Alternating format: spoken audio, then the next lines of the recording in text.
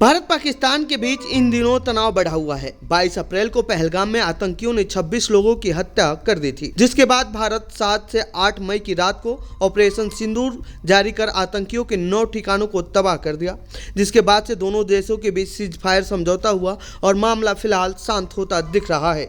लेकिन इस बीच IMF ने पाकिस्तान को $1 बिलियन का तत्काल बेल आउट पैकेज देकर भारत को झटका दे दिया है। भारत नहीं चाहता था कि पाकिस्तान को बेल आउट पैकेज मिले। इस पैकेज मिलने के बाद कांग्रेस पार्टी ने मोदी सरकार पर हमला बोला है। पहले आप सुनिए उन्होंने क्या कुछ कहा है, फिर हम आपको बताते हैं बेल आउट पैकेज के बारे में। हमारी सेना का शौर्य और पराक्रम तो इस कदर है कि जब हमारी सेना को एक मजबूत नेतृत्व मिल जाता है तो वो पाकिस्तान के 2 टुकड़े करके विश्व का भूगोल बदल देती है। हमारी सेना ने आक्रामक कार्रवाई इस बार भी करी और पूरा राष्ट्र कृतज्ञ है, इसमें कोई भी संदेह नहीं है। लेकिन यह सच है कि IMF में सरकार ने पहले भ्रम फैलाने की कोशिश करी कि नेगेटिव वोट नहीं है, नेगेटिव वोट है। रशिया ने यूक्रेन के बेल पे एक नेगेटिव वोट दिया था उनको पैसे देने पर, और इसीलिए सरकार को नेगेटिव वोट करवाना चाहिए था। पाकिस्तान के पास एक फूटी कौड़ी नहीं पहुंचनी चाहिए थी, क्योंकि असलियत यह है कि पाकिस्तान की सरकार यह अनाउंसमेंट कर रही है कि मसूद अजहर जैसे दुर्दांत आतंकवादी के कैंप को वो रिस्ट्रक्चर करेगी, वो उसका पुनर्निर्माण करेगी। यह IMF के पैसे से हो रहा है। तो IMF में जो देश हमारे साथ नहीं खड़े हुए और जो पाकिस्तान जैसे आतंकी देश के साथ खड़े हैं, वो देखें कि पाकिस्तान अपने पैसे के साथ क्या कर रहा है और आतंक को वो किस तरह से समर्थित करता है, किस तरह से आतंक का पोषण करता है और किस तरह से आतंकवादियों को भारत के खिलाफ पनाह देता है। टर्की ने जो अपनी एक सेलेबी उसको जो हमारे यहाँ उसी क्लियरेंस को रिवोक किया गया और जो 9 बड़े मैं समर्थन करती हूँ और मैं चाहती हूँ आगे की भी कार्रवाई हो, आगे की भी कार्रवाई हो। हम टर्की की बात कर रहे हैं, अमेरिका हमारे साथ क्या कर रहा है, चीन ने क्या किया।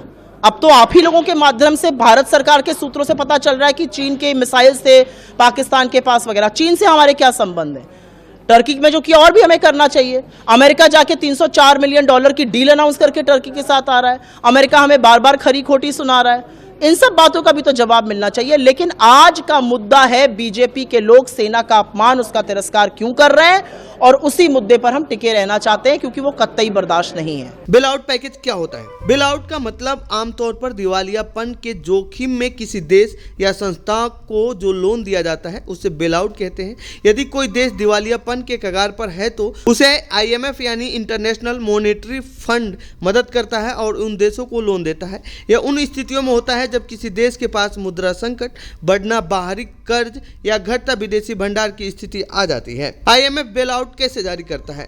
जब कोई देश IMF से उधार लेता है तो वह सहायता की राशि को ट्रिगर करने वाले अंतर्निहित आर्थिक मुद्दों को संबोधित करने के उद्देश्य से विशिष्ट नीति सुधारों को लागू करने के लिए प्रतिबद्ध होता है।